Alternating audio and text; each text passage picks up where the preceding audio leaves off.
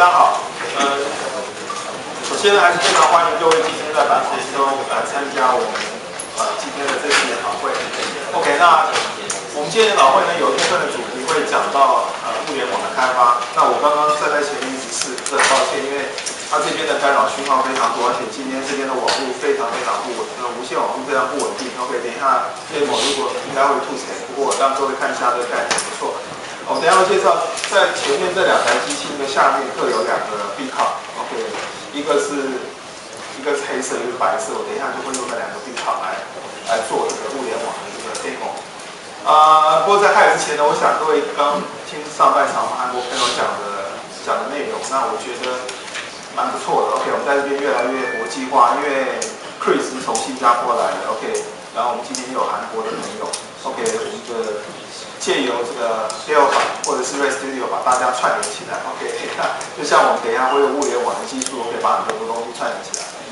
OK， 那我今天负责下半场内容是跟各位介绍我们 C++ Builder 跟 Delphi 在 ResStudio 在2015年一些新技术的一些发展的趋势。但是在大概几个礼拜以前吧，这个 Datadog 已经在他们的网站上公布了这个一些 roadmap， 就是我今天讲的内容。所以很多人看了说，我还要来听你讲吗 ？OK， 全部都在上面了，所以我也是很痛苦，说糟糕了，就是他们都讲出来了，还能讲什么？不过不用担心，因为我们今天会补充很多的内容，应该是他们还没有讲到的。OK， 那今天在我这部分应该是比较轻松。OK， 那如果说在我的整个演讲过程当中都有什么问题的话，非常欢迎各位随时提出来。OK， 我们可以进行这个互动的一些讨论。OK， 如果没问题的话，我想就进入今天我的研讨会 PPT。OK， 那这是我今天的一些agenda。其实呢，我们在讨论Delphi跟C++ Builder 或 ResStudio 未来会做什么东西，其实很多东西是值得我们去想去看看以前一直到现在整个技术的发展。那可能各位也在网络上看到这个Mark他公布的这个 roadmap。OK， 他还有他要做什么东西，但是我不知道各位去想一想，这些技术它后面代表的意义是什么？你能不能够看得懂里面它每一句话它讲的含义？因为它有时候他不能讲得很清楚，因为这跟法律相关，他没做出来的东西他不能讲得很清楚。但是因为今天我们是一个属于比较技术性的研讨会，所以我会试着来把它跟各位解释清楚一点好让你了解到它背后的这些写出来的东西代表的意义是什么。OK。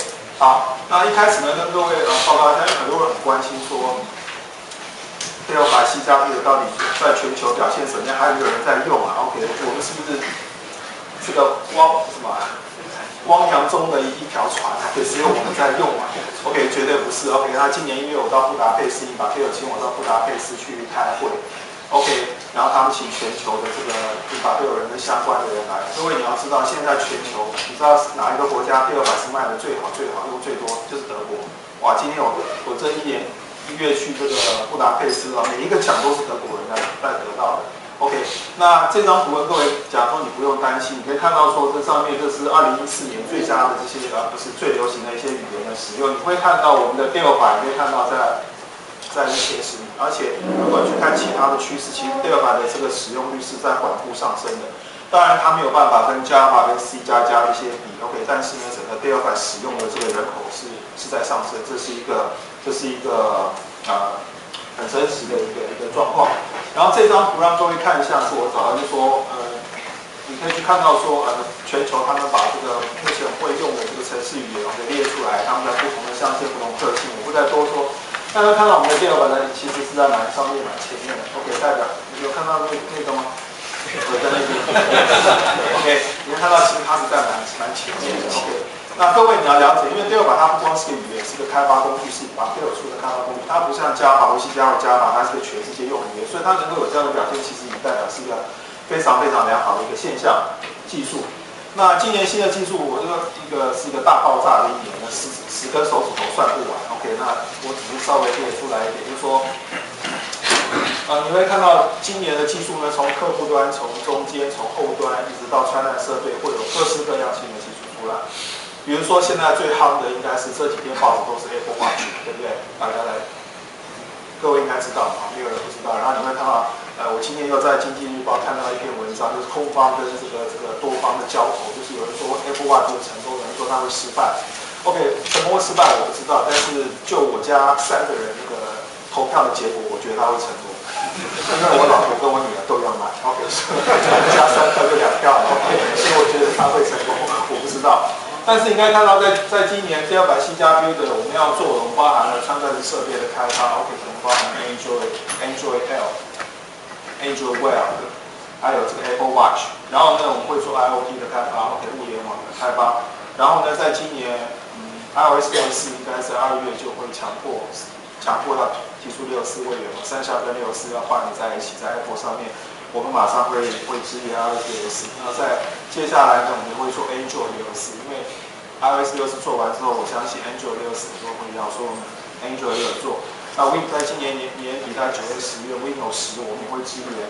然后呢，我们要支援开放的硬体模组。OK， 其实这张图有些不方便讲，但是你看这些图形会举一反三就知道。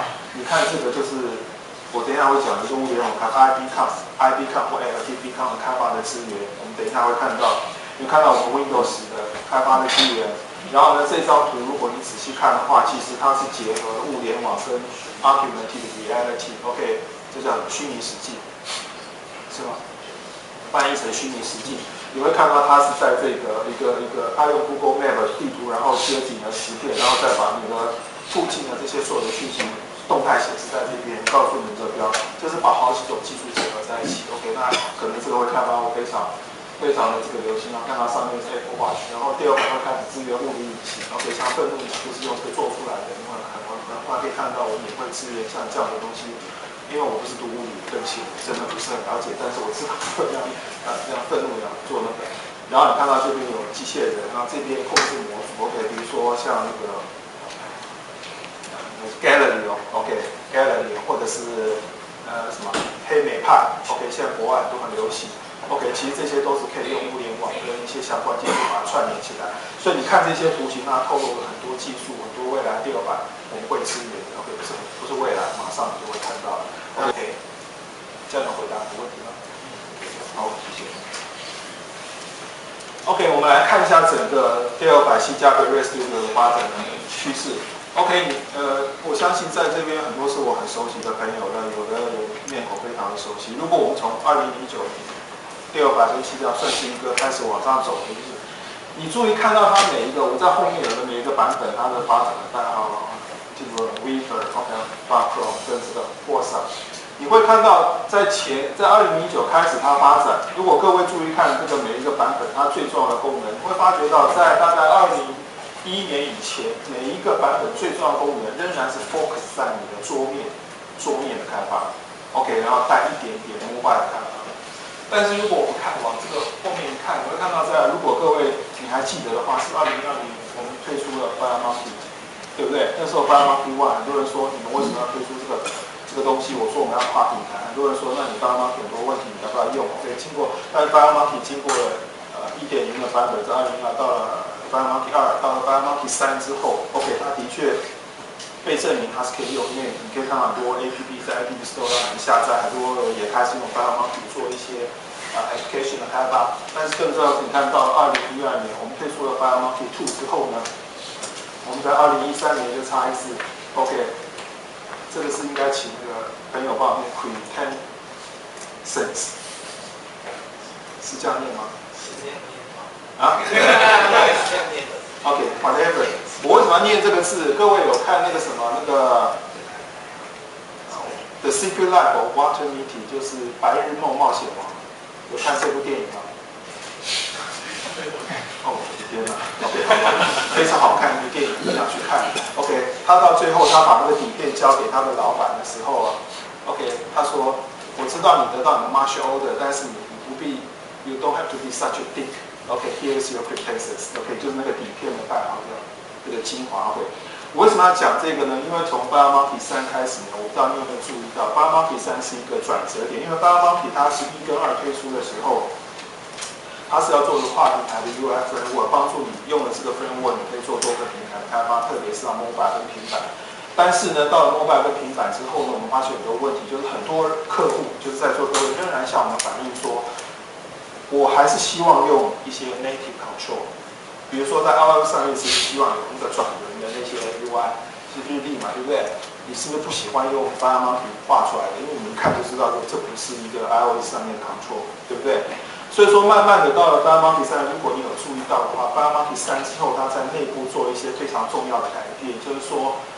其实就是出现在上一个差异器，它开始可以让你混合 FireMonkey 它自己画出来的 control 以及平台的原生的 control， 在差异器的时候，我们已经在 iOS 平台上面可以让你用 native 的一些 calendar 啊 edit control， 还记得吗？不记得了 ，OK， 没关系。好，那为什么要讲这个呢？因为 FireMonkey 3。我说过，从这里开始，它开始转化最重要的功能是，我再强调一点，因为等一下我要解释一些东西。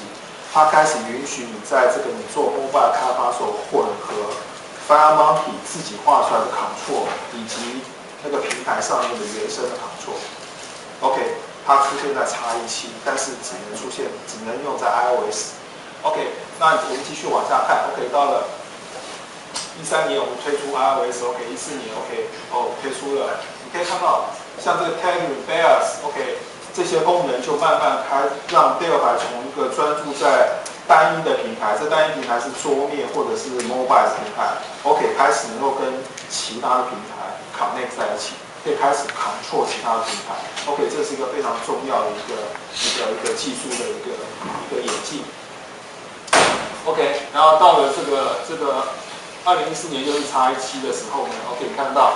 OK， 他开始推出了 EMS， 为什么要做 EMS？ 很简单，就是说他要做个 NIC 的 system， 就是说越来越多的客户，他的客户端可能是手机，可能是平板，以后是可能是穿戴式设备，像这个智慧型手环，或者是 Smart Watch。为什么？因为以后我要把这些所有的东西跟你的系统结合起来，你的传统的资讯架构不光是只是连一个客户端的一个 PC 的一个 desktop。OK， 现在你要面对的客户端是大量多样化的客户端，你要把它 connect 起来。OK， 我们推出了 EMS， 然后差异8呢很快，就是应该下个月就会推出，因为其实我们今年研讨会本来是要用去差异8的，但是差异8因为要在很短的时间，这一次约26、24，所以它 delay 了1个月 ，delay 到下个月。OK， 下个月我们会release差异8。那差异8到底要做什么呢？或者差异8之后我们要做什么？就是我们接下来 OK 要讨论的一个重点，就是我们未来我们的发展路线是什么？其实，如果你去看Intel它推出的那个路线图，它其实整个 slide 里面讲的就是3个最重要的东西。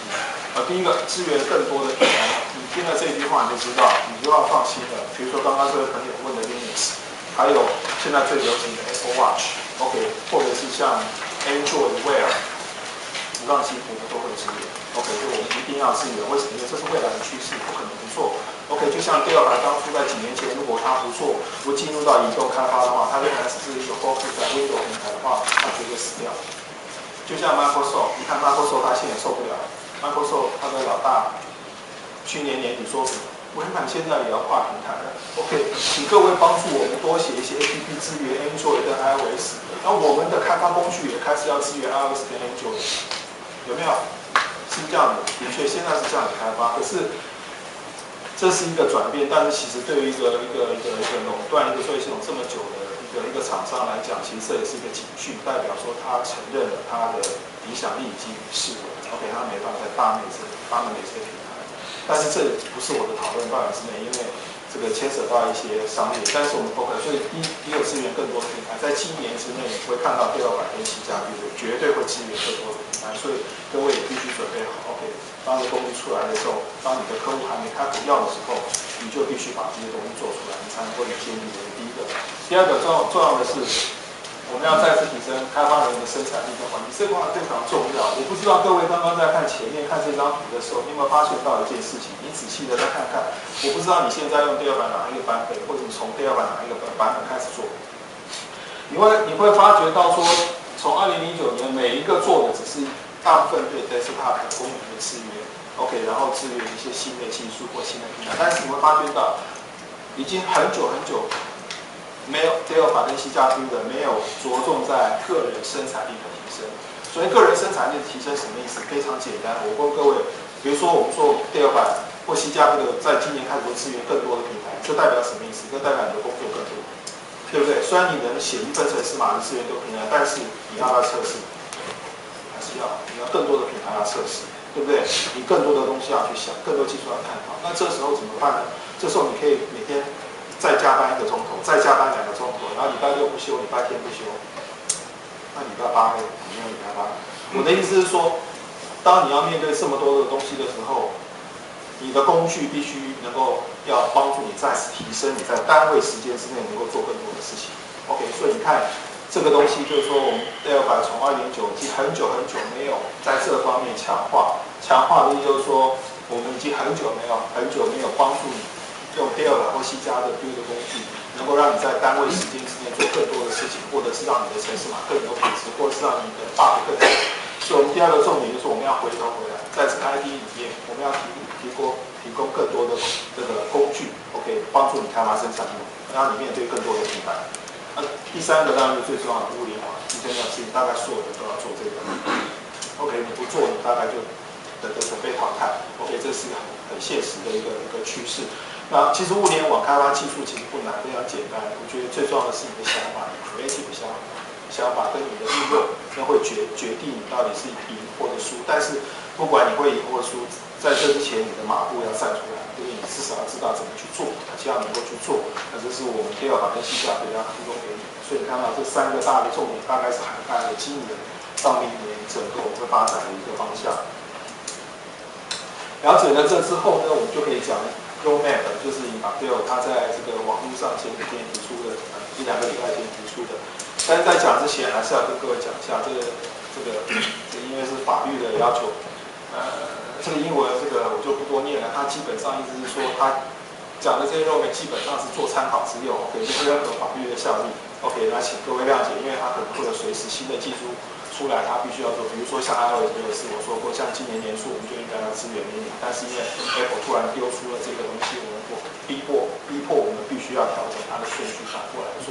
OK， 这比如说像这个重大的突发事件，或者是 Google 明天宣布 ，OK， 所有 Android 3效的程式都不能跑，只能跑 Android 64跟128，那怎么办？那我可以肯定告诉你，那要赶快要去做 Android。OK， 所以我只是做一些基本的一些说明而已。OK， 好。在2014年呢 ，OK， 我们其实做了很多的工作 ，OK， 各位可以看一下，我们也推出了 C++Builder for Android， 我们推出了 BIOS 跟 EMS，OK， 然后呢，这个做 Fire UI， 我们能够支援多个 Multi-File Designer 跟新的 FireMonkey 的版本。那个 FireMonkey 版本就是我说过，它可以混合它自己画出来的这个 Control 以及平台上原生的 Control， 但是x87没让你使用 iOS 上面3个原生的平台。听这一方面觉得很好笑，那你干脆不要做算了，iOS 只能3个。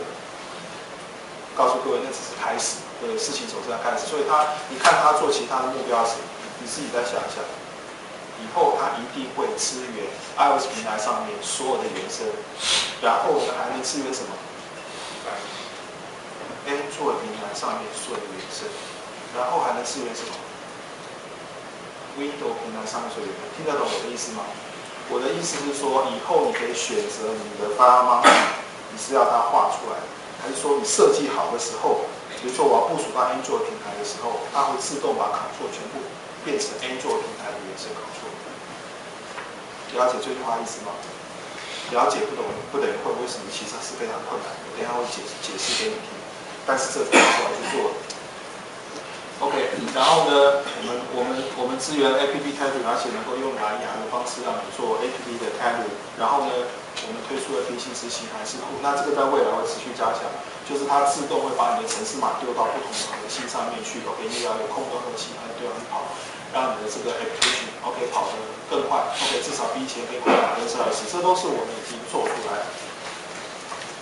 OK， 然后其他的2014我就不一个一个念了。OK， 那如果你有用这个第236的x87，你会知道说，其实我们每一年 OK 推出的新功能非常多，大家也很辛苦，你要不断学习很多新的技术。那重要就是说我们要做什么，非常简单。OK， 第一个就是 Copilot。OK， 你会看到说我们在今年x87 X18最重要的功能之一就是要支援 iOS 64。OK， 那其实这是一个非常非常庞大的工程。你想想，它在3个月之内做一个 iOS 64的新的 compiler， 然后它在3个月之内把所有的 RTL 改掉。OK， 为什么？它要保证你现在用的 RTL 能够用在 Win32、Win64，能够用在 Android 32、Android 64，能够用在 iOS 32、iOS 64，是不是？然后也能够用在未来的0064，这是非常庞大的工程。OK。真的非常不简单。OK， 在3个月4到10个月，他必须要做这些事情。OK， 所以他们的生产力真的是蛮高的。OK， 然后这样做之后呢，我们在X18呢，对 iOS 平台就会有2个 compiler， 一个 iOS 32 compiler， 一个 iOS 64 compiler， 然后呢，允许你把这2个合起来打包成一个 Apple 的 Universal Library， 允许你 deploy 到 iOS 允许你 deploy 到 App Store 上面去。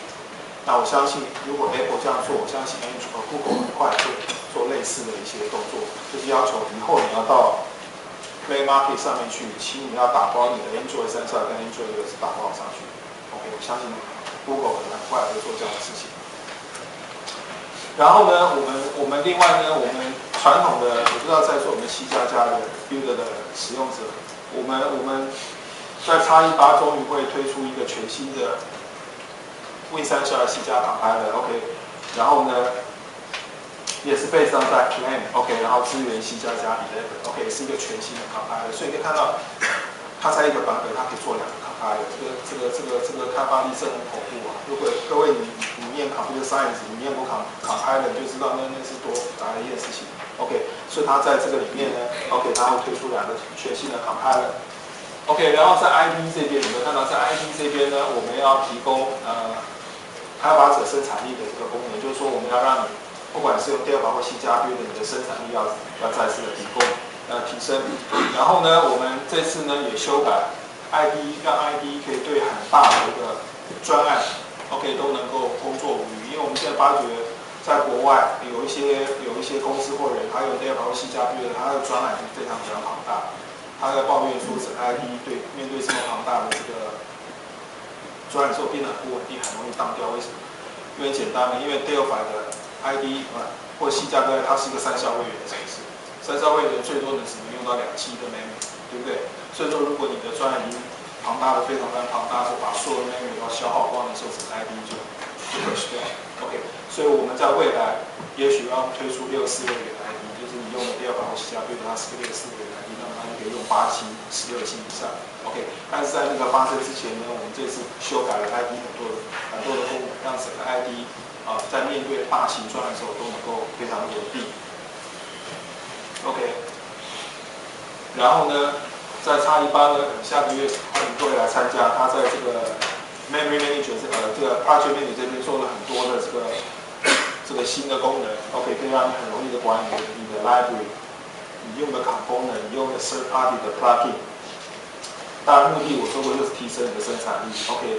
然后呢，我们在这个 File UI、FileMonkey， 我们又投下很大的资源，我们会推出一个全新的 Multi-Device Designer 的 Preview， 就是说，等一下你会看到，就是说，如果你现在用X16、X17，你设计一个，比如说 Windows， 然后呢，你转换到 Android 的时候，你会看到那个，但是你在设计 Windows 的时候，你看不到你的 Android， 听得懂我意思吗？你一定要转过来，看这个 button 里面有什么。那我们在X18会有一个新的功能，就是说你在一个平台上面发展的时候，你会同时看到你所有平台的 UI 会长什么样，所以会非常节省的时间。OK， 不用再切来切去。哇，原来我在 Windows 这样做，我在 Android 会涨价，我在 Mac 会涨价，我在 iOS 会涨价，我在 Linux 会涨价。OK， 也非常非常方便，让你一次就会看到你做你要资源的开发的平台。然后在 VCL 跟 RTL 这边呢，我们仍然持续的这个强化 VCL 并没有被放弃。为什么？因为我们支援 Windows 10的时候，我们 VCL 还是要去支援 Windows 10。OK， 所以 VCL 持续的这个强化，你看到我们在 VCL 呢，我们终于支援了这个4K 的这个 monitor， 这对很多人来讲，他认为这非常重要。你会看到 OK， 这个就是一个荧光幕啊，我也不知道，比如说像我们以前多少640、480，对不对？然后到800、600。到1024688停了很久，对不对？1024688是，你看现在投影机大部分都只能投到1024768，OK， 但这么多年来讲，到了现在，你看这个有19多多将近2000的这个平行的解析度高，我忘记它们的数字了。那但是现在有更大的荧光幕，更解析度就是4K。OK， 那 UHD Ultra High。OK， definition。那我们的 VCR 要支援这么庞大的荧光幕。OK， 让你的 APP 可以放在这么大的荧光幕一个电视墙上面去跑。OK， 然后呢，这 Application Analytics 就是说，我们会开始在 VCR 跟 Firemount 里面加一些新的功能，这些功能可以允许你去分析你的 user 到底是怎么去使用你的软体，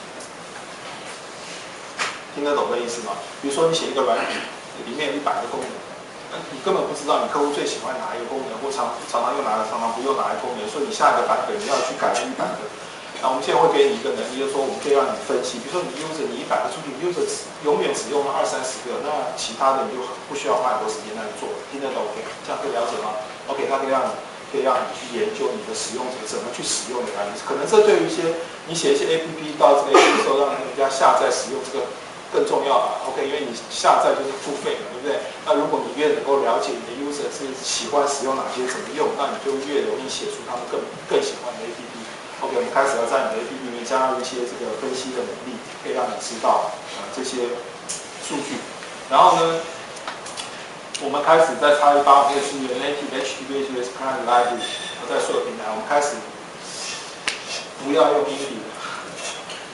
这很难讲，这个不是说不要用 Indy， 而是说本来这些我们是用 Indy 的 component， 对不对？可是对于你用 Indy component， 它在很多平台很麻烦。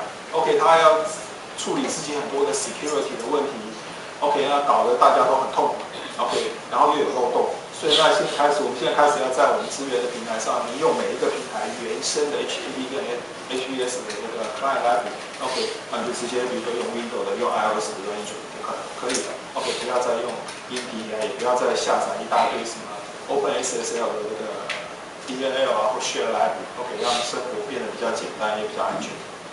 这样了解的意思吗 ？OK， 所以他基本上这一句话的意思是这个。然后在 Firemount 这边，我觉得是非常的重要，因为 Firemount 应该是现在如果你要做跨平台开发、手机平板开发最重要的一个 UI 的 framework。在X18之后呢，我们持续的对 Firemount OK 做了很多的强化 ，OK 跟这个新功能增加，比如说。我们会推出一个新的一个 Map component， 而且这个 Map component 可以用在所有的平台，所有的 mobile 平台 ，OK， 一个 Map OK， 而且可以结合 GPS， 这个下个月来 demo 看到做的非常酷 ，OK， 可以开始做 map 做路径的规划，做 circle 做这个，比如说几个这个 Google Map 啊，这个 Google Map 没有啊 ，mobile component 啊，没有，我是说那个。哦，对对对，Android 上面 Google Map， 如果是 Apple 的话，我不太确定什么。OK，iOS 的 OK， 它可以让你做非常非常细致化，比如说你可以画一条线，往算，我从台北我现在到高雄，画一条线，换计算，这样。比如说，不能讲太详细，因为还没有弄去。然后呢，有一些我们客户跟我们抱怨说，你这个 web browser， 你在那个什么，你的 mobile 上面都有，你就是没有提供我 desktop， 对不对？没有人 complain。对。那我们现在终于推出这个 desktop 的 web browser，OK， 你的 web browser 这个 component 可以用在所有它资源的平台。OK， 然后呢，更多的 iOS platform control 跟 better ZO 的这句话非常非常重要。我不知道你看懂了这句话没？这个意思。我的意思就是我刚刚讲，从Firemount 3、Firemount 4，它慢慢转换成一个从所有的 control 都是它自己画出来，慢慢变成它可以混合它画的 control 跟原生的 control 在一起。比如说X16、X17的时候，它允许你用 iOS 原生的平台，这样可以了解吗？未来它允许你在 Firemount 里面用 Android 原生的 control。那说这有什么了不起？这非常困难，为什么？就是 ZO 的问题。Firemount 它自己画它的 control 的时候呢，比如说你一个 memo 上面再放一个 AD control 里面再放一个 button， 它怎么画这个顺序？为什么？因为你 ZO 的画的顺序不对的话，就是会挡到别人。听得懂我的意思吗？那以前 FireMonkey 自己画的时候，它 ZO 的它画的顺序就是根据 container， 你的 container 怎么加，对不对？我先画最外面的 parent control， 再画它下面的 child control， 再画它的子 control， 这样了解这意思吗？可是现在 FireMonkey 有它画的，还有原生的 control， 当这两个放在一起的时候，请问你要怎么去画 ？OK， 这是非常复杂的 ZO 的一个问题。OK， 所以我们在这个查引8之后呢，我们开始做对 FireMonkey OK 在 ZO 的这边做了很大的强化，推出很多新的架构，允许你混合他自己画的这个 control， 以及每一个平台上面原生的 control。OK， 所以以后代表说，你可以在他自己画 control 上面放原生 control， 或者是在原生 control 上面什么放他自己画的 control， 或者是把每一个原生 control 互相叠在一起。提供类似像 FireMonkey 的那种 container 的概念，听得懂就听得懂，听不懂没有关系 ，OK。别人教你怎么用就好 ，OK。所以它的意思，然后呢 ，FireMonkey 会做更多的这个最佳化的功能。然后另外呢，在 IoT 这边呢 ，Internet of Things 这边呢，我说过今年一定是物联网的元年 ，OK。X18开始提供非常强劲的这个 IoT 的开发。你会看到我们要支援 Mobile Proximity Integration，OK， 然后呢能够 support Beacon Technology， 不管是 iBeacon、Apple iBeacon 或者是 Android 的 LT Beacon，OK， 我们都支援，而且用单一个 component 可以支援2种不同的这个 Beacon 的 device，OK， 然后呢 component based model for connecting to different devices， 看一下，然后各位注意看，我把什么东西框起来？component base， 你会说为什么要放这个 Delta 本来就是一个元件开发 component base 的，对不对？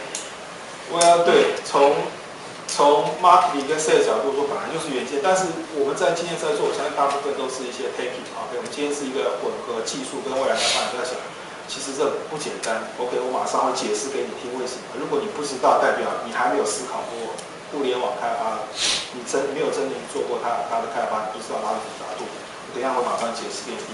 然后呢，我们会提供 remote endpoint for data collection and analysis。OK， 那这是在 Internet of Things 这边呢，我们要提供的。那在其他的technical 的 investigation， 就是其他平台的这个设备呢，我们2015年 version of Android 的 iOS， 它一定会推出新的版 ，iOS 一定会推出新版本，对不对？每一年Apple 都会推出个新版，应该没错吧？那 Android 也是一样，所以我们一定会跟上去。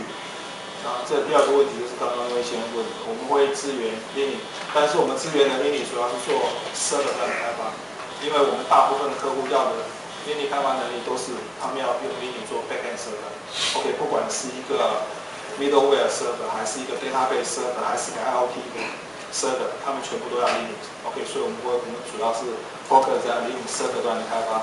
OK， 然后呢，我们会这句话很重要，我们会开始 Android Intel platform， 就是说用这个 Intel 芯片的 Android device。好像华硕有一些东西越来越多都是用 Intel 的芯片，对不对？64B， 然后我们会支援 macOS 的64B 的一个 version， 我们现在只支援32B 的 macOS， 那我们会很快的支援64B 的 macOS。哇，其实各位，你从刚听到现在，哇，作为一个技术员，我天哪，是要做多少东西啊？你看，这又是一个新的compile 的 ，OK。比如说，那个 Android 的那个 Intel Platform， 这个是下一个版本，还是只是一个预期 ？Technical investigation， 预期。OK。但是我很快会解释，其实不是预期，他们已经。在 Windows 10这边，当然我不知道多少人期待 ，OK， 我们还是会支援 Windows 10， 我们会让 VCL 支援 Windows 10，OK， 会有最新的 Windows。说一个问题，Linux server 的意思是不包含 UI 的部分吗？第一个版本不会包含 UI。各位还记得 Calyx 吗？记得。还在用。非常稳定。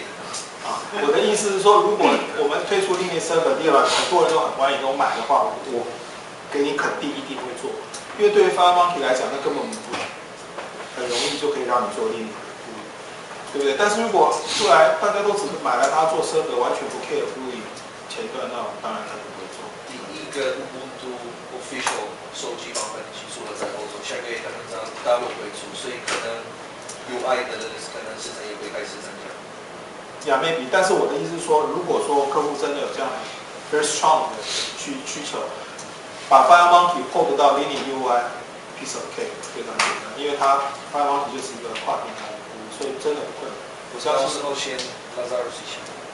所以，但是我跟你讲，可以肯定，第一个版本一定是server。OK。